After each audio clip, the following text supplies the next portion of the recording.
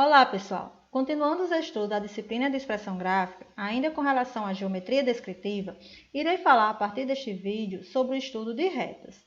Antes de começar de fato a trabalhar com a representação de reta nos planos de projeção, que nós já vimos anteriormente, eu trago aqui uma pequena revisão sobre alguns conceitos relacionados ao tema, que são os conceitos de retas, semi-retas e segmentos de reta. Então, a reta ela é definida como o deslocamento de diversos pontos, e ela pode ser representada quando a gente conhece pelo menos dois de seus pontos. E essa reta ela vai para o infinito nas duas direções.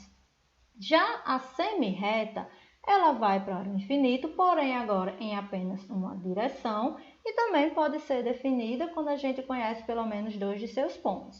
Já o segmento de reta nada mais é do que a parte da reta delimitada por esses pontos, onde esses pontos são os pontos de extremidade.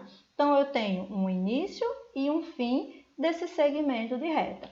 Vale destacar que esses pontos eles têm que ser não coincidentes, ou seja, eles não podem estar no mesmo lugar. Eles precisam desse deslocamento para que a gente determine a reta, a semi-reta ou até mesmo o segmento de reta que eles estão formando. Então, conhecendo o conceito de reta, nós podemos também dizer que uma reta ela vai ficar determinada no espaço de projeção quando a gente conhece dois desses pontos, né? Como eu falei anteriormente, eles são colineares e esses pontos são não coincidentes. Como eu falei, eu tenho um ponto, né, em uma determinada posição no espaço de projeção e eu tenho outro ponto em uma posição diferenciada que nos permite, né, fazer esse deslocamento, ligar esses dois pontos, determinando aí a representação da reta.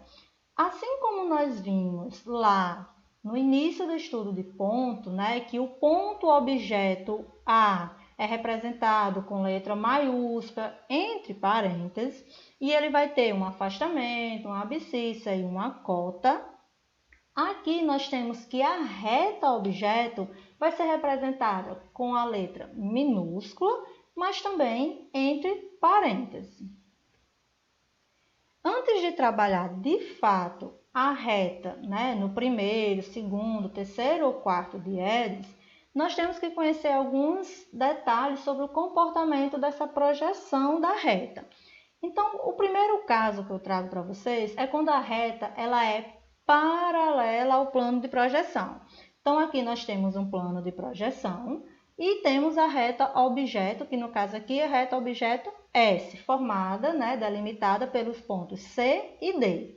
Então, se essa reta ela é paralela ao plano de projeção, nós podemos dizer que a projeção tem o mesmo comprimento, ou seja, mesmas características da reta objeto. Então, a gente diz que a projeção desta reta no plano, ela está em verdadeira grandeza, ou seja, tem as mesmas características, o mesmo comprimento da reta objeto.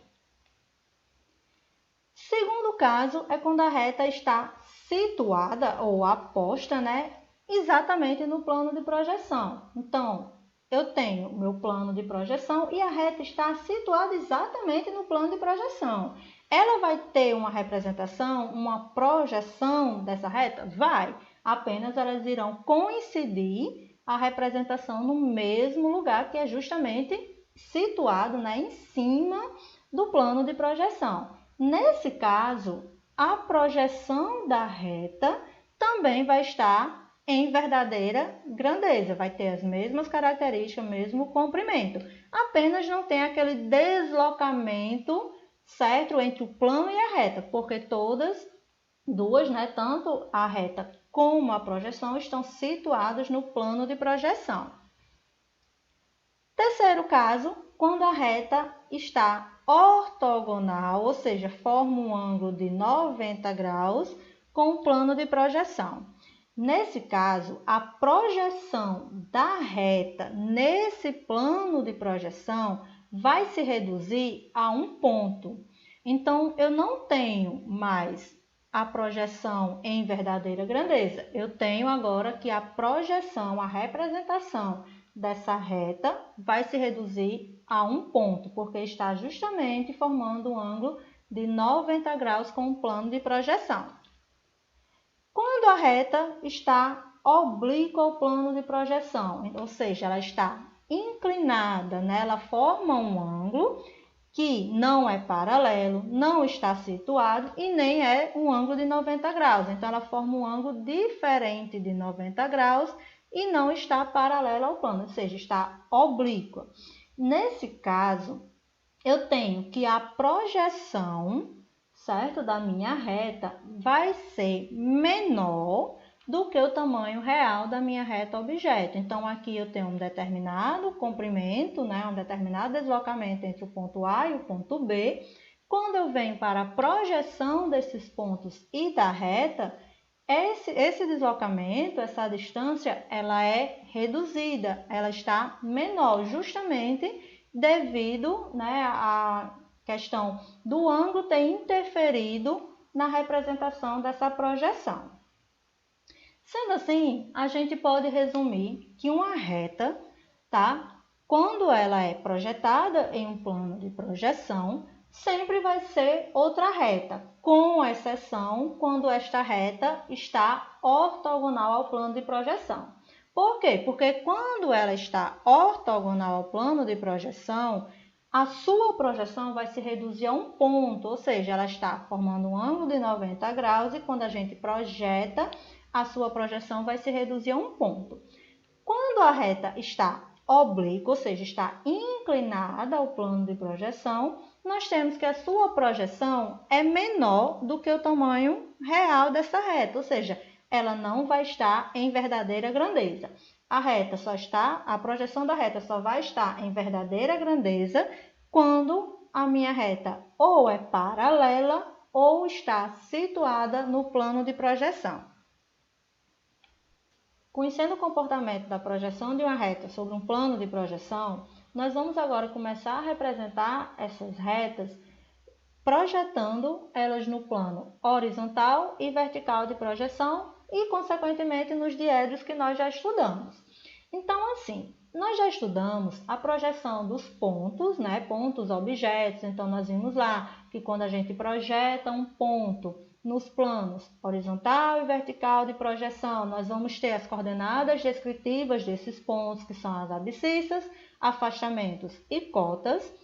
Então, se eu tenho agora uma reta e essa reta é formada por pelo menos 2 pontos objetos, então, quando eu projetar o meu ponto A, o meu ponto B no plano horizontal de projeção, eu vou obter o afastamento de A e o afastamento de B, ou seja, a projeção horizontal desses pontos. Se esses pontos formam a reta, então a projeção horizontal desses pontos vai ser justamente a projeção horizontal da minha reta R, que agora vai ser representado pelo Rzinho minúsculo, nesse caso, que é o nome da reta, sem parênteses, né? Lembrando, com parênteses é a reta objeto. Quando eu pego esse ponto objeto A e esse ponto objeto B, projeto no plano vertical de projeção, eu vou ter as cotas de A e cota de B, que são as projeções verticais dos pontos A e B. Quando eu ligo as projeções verticais dos pontos A e B, eu tenho agora a projeção vertical da minha reta R, que vai ser chamada de R'. Então, a gente pode até fazer um raciocínio, certo? Pegar a linha de raciocínio a partir dos pontos. Se eu tenho um ponto objeto A, eu vou ter a abscissa A e a linha.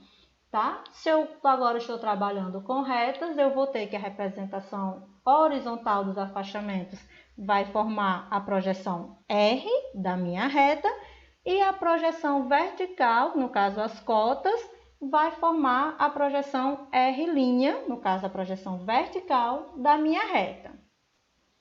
Nas próximas videoaulas, iremos conhecer os vários tipos de retas e como representá-las. Qualquer sugestão ou dúvida, só escrever abaixo nos comentários.